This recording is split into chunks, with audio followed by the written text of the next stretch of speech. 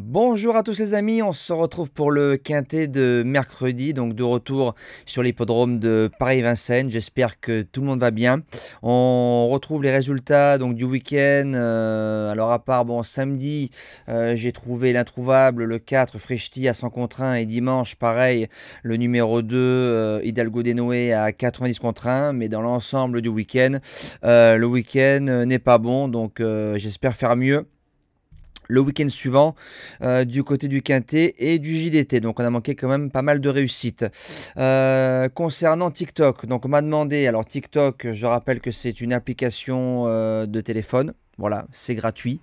Donc je fais des lives pour le moment pendant le meeting d'hiver sur TikTok. Ça permet de me faire connaître un petit peu sur une autre plateforme. On a été pratiquement ou un petit peu plus que 4000 viewers dans le live de samedi soir qui a duré 1h15, 1h20.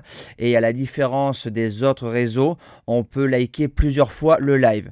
Donc les 4000 viewers ont liké plus de 35 000 fois le live les 30 ans ma passion.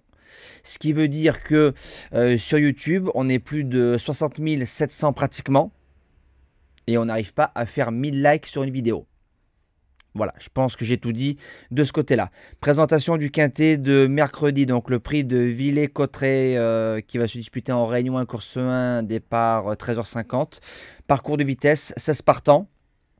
Très homogène, il y a quelques concurrents étrangers qui arrivent, qu'on gère pas trop parce que les lignes de Suède parfois sont bonnes, parfois elles sont moins bonnes. On va essayer d'être juste. Donc base gagnante, le numéro 8, Bahia del Circeo, qui sera déféré des intérieurs et drivé par Franck Nivard. On l'a touché le 17-11 dans le quintet de référence avec une drive mielleuse, drive dangereuse, mais qui donne raison à Francky la main froide. Le lot est un peu mieux composé parce qu'il y a quelques concurrents qu'on maîtrise pas trop qui arrive dans cette course-là. Numéro 8 cette fois-ci, il avait le numéro 9.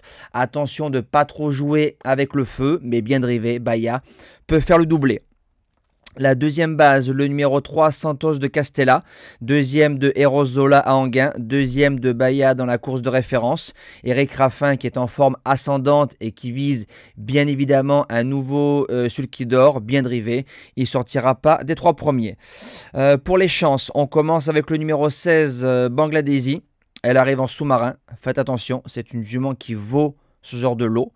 On l'a touché dès son arrivée en France à 15 contre 1 le 27 février 2022 pour les membres du JDT. Elle a 3 sur 5 sur le parcours. Elle a un chrono de 11-2 et le chrono, c'était le jour où c'est qu'elle faisait jeu égal avec une certaine Bahia del Circeo. Donc attention. En quatrième position, le numéro 2, Hamilton Duham, qui sera drivé par Yohan Le Bourgeois. Très malheureux lors de sa semi-rentrée. C'est un trotteur qui peut tout faire, qui peut aller devant, qui peut attendre. Parcours de vitesse, il adore, ne doit pas sortir du quintet. En cinquième position, le numéro 9, Frodo S. Quand on regarde ses lignes, on y retrouve Santos de Castella, qui a bien couru en France.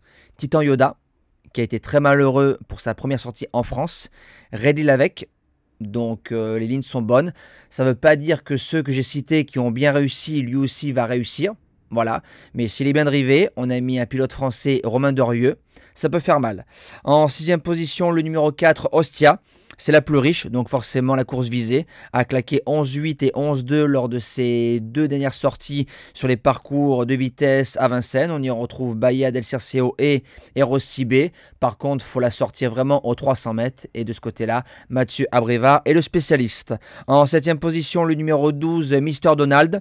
Reste sur 3 belles sorties en France. 2 du côté de Vincennes et 1 du côté d'Anguin. Il a l'air de prendre du bon sens son boulot en France. Maniable, en 8 chevaux, il est indéboulonnable. Et je termine avec le numéro 13, Fetlock Joint, qui a connu des problèmes de sulky. Voilà, quand je l'ai mis en base gagnante le 1er décembre. Maintenant, le lot est meilleur. Il faut se rappeler qu'il a marché 11-3 dans le quintet RF, le quintet de Bahia. Très malheureux.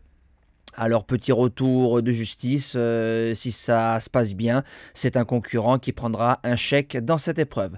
Moi je vous dis à demain théoriquement pour le prix Jean Boyero. Ce sera encore un parcours de vitesse mais dans un lot bien meilleur et toujours sur l'hippodrome de Paris-Vincennes. Passez une belle semaine et bon quintet à tous.